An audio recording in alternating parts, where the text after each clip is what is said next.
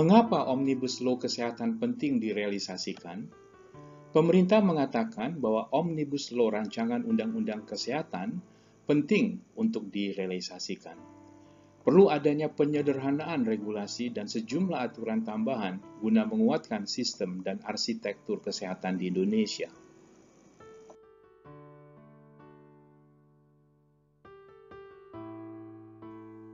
Ada 6 masalah kesehatan di Indonesia yang perlu diubah. Akses layanan primer, kapasitas rujukan di rumah sakit, aturan tambahan, ketahanan kesehatan, sumber daya manusia kesehatan, dan minimnya integrasi teknologi kesehatan.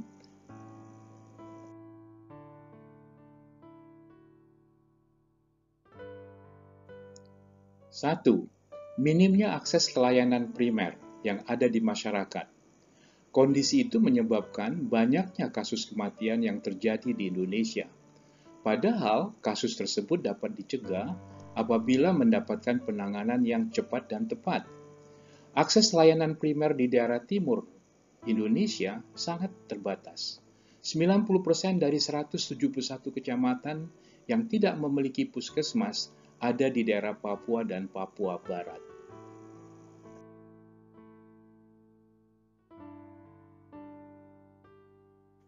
Dua, kurangnya kapasitas pelayanan rujukan di rumah sakit.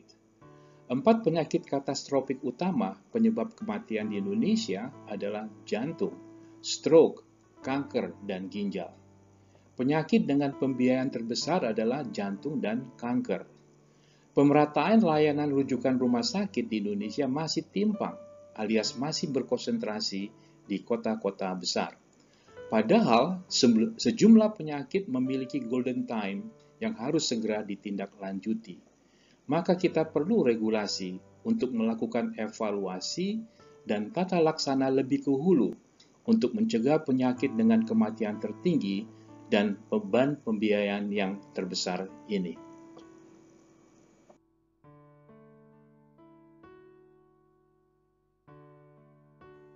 Tiga, ketahanan kesehatan di Indonesia yang masih lemah. Indonesia masih bergantung pada impor dan teknologi hasil riset negara maju. 90% bahan baku obat selama ini masih diimpor.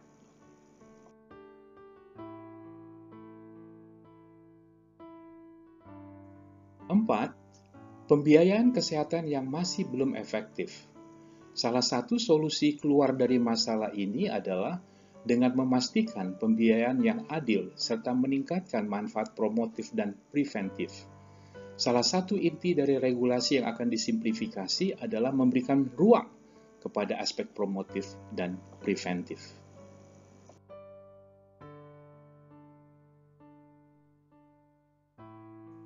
Lima, sumber daya manusia kesehatan yang kurang dan tidak merata. Standar jumlah dokter yang ada di Indonesia memiliki 270.000 dokter, sementara jumlah dokter yang tersebar di Indonesia dan berpraktik di fasilitas kesehatan masih di kisaran 120.000 orang. 5% puskesmas belum memiliki dokter. 52% puskesmas belum lengkap memiliki 9 jenis nakes dasar. 41% RSUD kabupaten kota belum terpenuhi 7 dokter spesialis. Untuk itu, perlu regulasi baru guna mengatur kekurangan tersebut. Hal ini hanya bisa diatasi apabila kita mempunyai regulasi sistem pendidikan kedokteran yang baik dan komprehensif. Jadi, pendayagunaan dokter spesialis lulusan luar negeri harus disimplifikasi pengaturannya.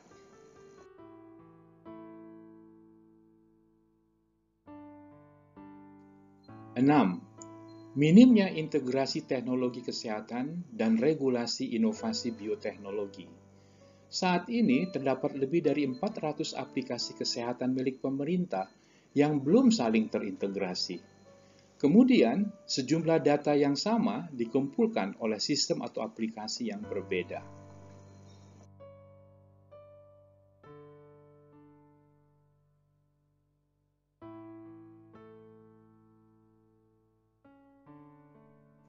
Manfaat bagi masyarakat. Akses masyarakat ke dokter dan dokter spesialis akan jauh lebih mudah karena jumlah dokter dapat lebih banyak diproduksi tanpa hambatan. Banyaknya jumlah dokter, terutama spesialis, akan memperpendek antrian pasien di rumah sakit. Biaya masyarakat berobat ke dokter akan lebih murah, kualitas dokter akan jauh lebih baik, dan birokrasi tata kelola kedokteran akan menjadi jauh lebih transparan. Putra bangsa dari keluarga tidak mampu akan dapat akses lebih besar untuk menjadi dokter spesialis dan tidak ada lagi kemudahan karena darah biru.